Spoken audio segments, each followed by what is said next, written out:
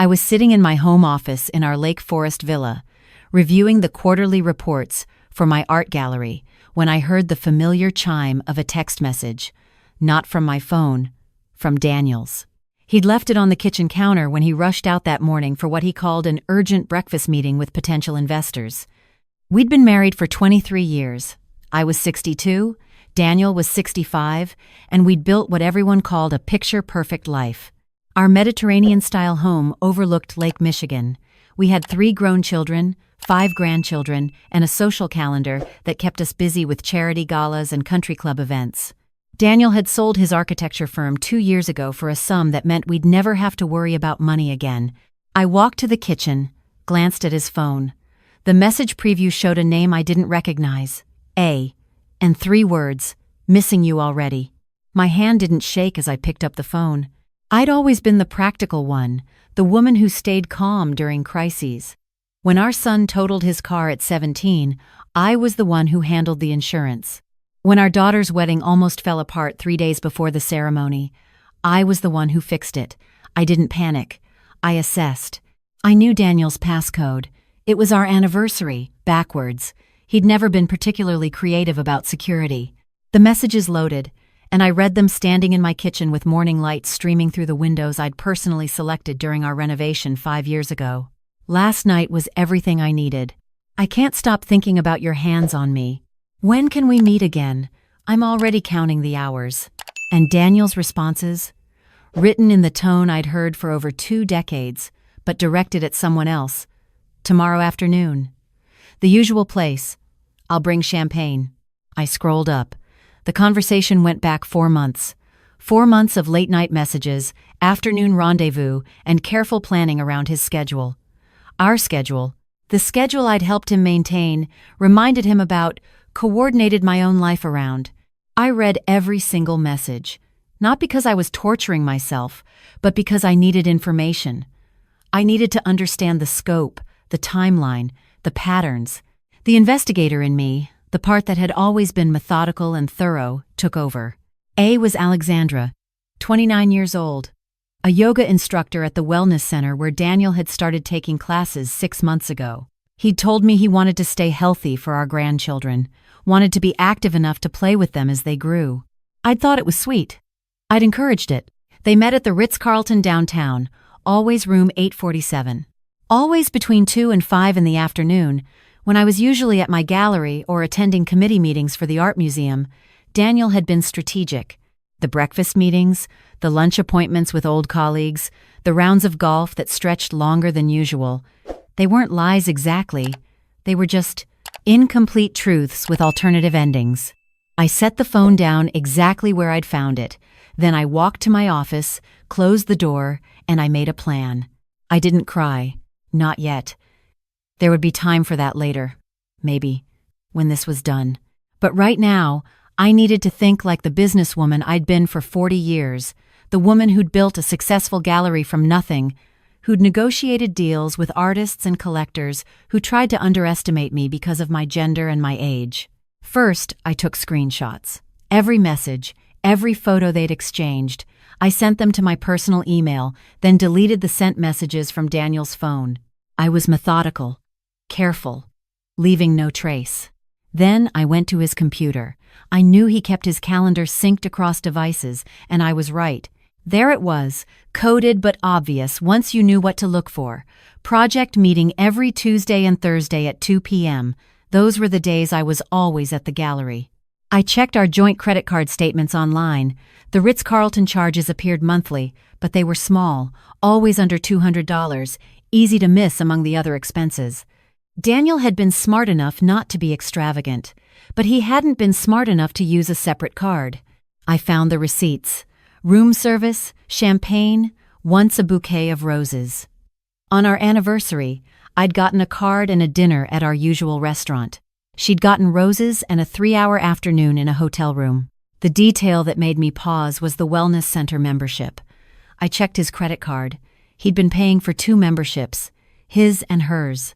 For 6 months, my husband had been paying for his mistress's yoga classes. I sat back in my leather desk chair and looked out at the lake. It was October, and the leaves were turning brilliant shades of orange and gold, the view I'd woken up to for 15 years.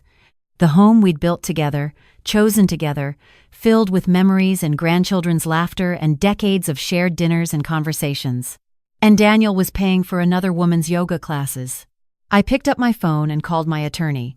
Not our family attorney, the one who'd handled Daniel's business sale and our estate planning. My attorney, the woman who'd helped me with my gallery's contracts and incorporation. Janet had been my friend for 20 years. Janet, I need to schedule a meeting. Tomorrow if possible. It's about Daniel. Her pause told me she understood immediately. I'll clear my afternoon. 2 o'clock? Perfect. Then I did something that surprised even me. I opened Daniel's phone again, found Alexandra's number, and I sent her a message. As him. Can you come to the house on Friday? My wife is going to her sister's in Milwaukee for the weekend. We'd have the whole place to ourselves. The response came in less than a minute. Really? I've been dying to see where you live. What time? Come Friday at 7 p.m. I'll make dinner. Wear that blue dress I like. Can't wait, baby. This is going to be so special. I set the phone down. My hands were steady. My pulse was calm. I just invited my husband's mistress to my home, and I felt nothing but a cold, calculating clarity. Daniel came home that evening at 6:30, exactly when he said he would.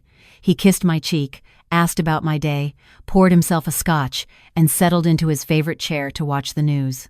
We had dinner together, grilled salmon and roasted vegetables, and we talked about our grandson's upcoming soccer tournament and whether we should winter in Arizona this year or try somewhere new. He was a good actor, I'd give him that. 23 years, and I'd never suspected. Or maybe I had, in those quiet moments I'd pushed away, those times when he'd seemed distant, or when his explanations had seemed just a touch too detailed. Over the next 3 days, I prepared. I met with Janet, who helped me understand my legal position. Illinois was an equitable distribution state, not community property, but we had a prenup from 23 years ago that Daniel had insisted on. Janet read it carefully and smiled. This prenup has a very specific infidelity clause. If either party is proven to have committed adultery, they forfeit their right to any assets acquired during the marriage. Did you remember signing this? I hadn't, not really. 23 years ago, I'd been so in love, so sure of our future, that legal documents had seemed like boring formalities. Everything reverts to the original owner, Janet continued. The house is in your name. The gallery is yours. The investment portfolio is joint, but with this clause and proof of infidelity, you'd be entitled to keep it all. And his pension from the architecture firm? That was his before marriage. He keeps that. But everything else, she looked at me over her reading glasses.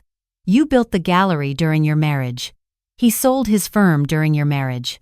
With this prenup and evidence of adultery, you'd walk away with almost everything. I nodded slowly. What do I need for proof? Photos would be ideal. Testimony from witnesses. Hotel records. The text messages help, but they're not definitive. We'd need something more concrete. I thought about Friday. About Alexandra coming to my house, expecting a romantic evening with my husband. About the security cameras I'd had installed last year after a series of break-ins in our neighborhood. I'll get you proof, I told Janet. Thursday morning, I told Daniel I'd decided to visit my sister in Milwaukee for the weekend. She's been asking for months, and I just feel like I need some time away. Sister time, you know? He looked concerned, sweet even. Is everything okay? Everything's fine. I'm just tired. The gallery's been demanding, and I could use a break. You work too hard, he said, kissing my forehead. Take the weekend. Relax. You deserve it. The irony wasn't lost on me. I made a show of packing a bag Thursday evening. Friday morning, I loaded it into my car, hugged Daniel goodbye, and drove away. I went to my gallery, told my assistant manager I'd be out of town, and then I drove to a hotel 3 blocks from our house. I checked the security camera feed from my phone. I'd upgraded to a sophisticated system 6 months ago, one that recorded continuously and stored footage in the cloud. Daniel had barely paid attention when the installers came. At 6:45 p.m., I drove back to my neighborhood and parked 2 streets away. I walked through the neighbor's yard, the one who was in Florida for the winter and had asked me to keep an eye on their property. From there, I had a clear view of our driveway. At 6:58 p.m., a white BMW pulled up. A young woman stepped out, blonde, wearing a blue dress that was far too summery for an October evening in Chicago. She was beautiful in that fresh, dewy way that 29-year-olds are beautiful. She carried a bottle of wine and a small overnight bag. Alexandra walked up to my front door with the confidence of someone who'd been invited, expected. The door opened, and there was Daniel, wearing the blue shirt I'd given him for his birthday, the one I'd told him brought out his eyes. They kissed on my doorstep, under the cameras, in front of the security system that was recording every moment in high definition. I waited exactly 7 minutes, long enough for them to get comfortable, for Daniel to take her coat, for them to pour wine in my kitchen using my glasses. Long enough for the cameras to capture them on my couch, his hands where they shouldn't be, her laugh echoing in my living room. Then, I walked up to my own front door, and I rang the doorbell. I heard the scrambling inside. Frantic whispers, footsteps. The delay before someone answered told me everything I needed to know about their panic. Daniel opened the door, face flushed, shirt slightly untucked. "Margaret? What are you? I thought you were in Milwaukee." "I forgot something," I said calmly, stepping past him into my own home. "My medication." I got halfway there and realized I'd left it. Alexandra stood in my living room, holding a wine glass, frozen like a deer in headlights. The blue dress looked even more inappropriate in person. She was younger than our youngest daughter. "Who's this?" I asked, though I knew exactly who she was. "This is," Daniel started, but I held up my hand. "Let me guess. Alexandra. From the wellness center. The one whose yoga membership my husband pays for. The one he's been texting at midnight and meeting at the Ritz-Carlton every Tuesday and Thursday for the past 4 months." The color drained from Alexandra's face. The wine glass trembled in her hand. "Margaret." "Let me explain," Daniel began. "Explain what?" "Explain the hotel receipts? The roses you sent her on our anniversary? The messages where you called her baby and told her she was everything you needed?" My voice was steady, calm, almost conversational. "No, Daniel. I don't need explanations. I need you both to understand something very clearly." I turned to Alexandra. "Did he tell you he'd leave me for you? That we were practically separated? That our marriage was just a formality at this point?" Her silence was answer enough. "We're not separated. We were perfectly happy. At least, I thought we were. We have 3 children and 5 grandchildren who adore him. We have a life built over 23 years. And you walked into it without a second thought because he told you pretty lies." "I didn't know she started." "You didn't ask," I corrected. "There's a difference." I looked at Daniel. "And you? You risked everything. For what? Afternoon appointments and someone young enough to be your daughter?" "Margaret, please. Can we talk about this privately?" "No. Because this involves her too. She needs to understand the consequences of sleeping with married men." I pulled out my phone, opened my email, and showed them both the screenshots I'd sent to myself. "I have every message, every receipt, every photo, and I have footage from tonight, from our security cameras, of both of you in my home, in my living room, doing things that will look very convincing in divorce court." "Divorce?" Daniel's face went white. "Did you forget about our prenup? The one with the infidelity clause?" Janet refreshed my memory this week. "Adultery means you forfeit your rights to marital assets. The house, the investments, my gallery's value, all of it stays with me. You'll leave with your pension and whatever personal items you came into the marriage with." I watched the realization hit him. 23 years of shared accumulation, gone. The home he loved, the comfortable retirement he'd planned, the status he'd enjoyed, all of it disappearing because he couldn't keep his pants zipped. "You'll get a lawyer, I assume. That's your right. But you'll find that Illinois law and our prenup are very clear, and I have evidence that would convince any judge." I turned to Alexandra. "You should leave now. You're trespassing in my home." She set down the wine glass with shaking hands, grabbed her purse and coat, and practically ran to the door. She didn't look at Daniel, didn't say goodbye, just fled. When the door closed behind her, Daniel and I stood in our living room, the room where we'd celebrated countless Christmases, where our grandchildren played, where we'd hosted parties and dinners and built a life. "Margaret, please. We can work through this. I made a mistake, a terrible mistake, but we can." "No." I said simply. We can't. Because I don't want to. You didn't make a mistake, Daniel. You made a choice. Dozens of choices, every day for 4 months. You chose to lie to me. You chose to meet her while I was at my gallery. You chose to text her from our bed at night. Those weren't mistakes. Those were decisions. I love you. I still love you. You love what I represent. You love the life we built. You love the home and the comfort and the social standing. But you don't love me. If you loved me, you wouldn't have done this. I walked to the door, opened it. You need to leave. Tonight, pack what you need and go to a hotel. We'll handle the rest through our lawyers. This is my home too. Actually, it's not. It's my home. My name on the deed. Read the prenup again if you'd like. But Janet was very clear. You can contest it, but you'll lose money on lawyers and still end up with the same result. He looked at me then, really looked at me, and I think he finally saw what I'd become in the hours since I'd read those messages. Not the supportive wife who scheduled his appointments and hosted his colleagues. Not the grandmother who baked cookies and kept family photo albums. But the woman I'd been before I met him. The one who'd built a business from nothing, who'd negotiated and fought and refused to be dismissed. I never meant to hurt you, he said quietly. But you did. And now you'll live with the consequences. He packed 2 suitcases that night. I watched from the bedroom doorway as he gathered clothes and toiletries, moving through our shared space like a guest who'd overstayed his welcome. He tried to talk to me twice more, but I'd said everything I needed to say. When he left, I locked the door behind him, set the alarm, and I walked through my house. My house. I poured myself a glass of wine from the bottle Daniel and Alexandra had opened, sat on my couch where they'd been just an hour ago, and I finally let myself feel anger first, hot and sharp and righteous. 23 years, and he'd risked it all for a 29-year-old with a yoga mat. Then, sadness. For the marriage I thought I had, for the trust that was broken, for the future I'd imagined that would never exist. And finally, relief. Because I didn't have to pretend anymore, didn't have to wonder or doubt or make excuses in my mind for the distance I'd felt growing between us. It was real, it was documented, and it was over. The divorce took 6 months. Daniel hired an expensive lawyer who tried to contest the prenup, claiming it was signed under duress and was unconscionable. The judge disagreed. The evidence was overwhelming, the prenup was clear, and Illinois law supported my position.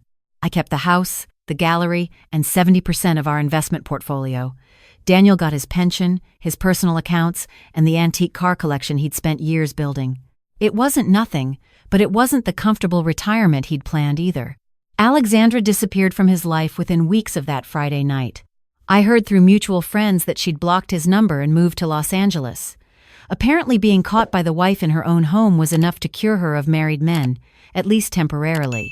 My children struggled with the news. Our son was angry, especially at his father.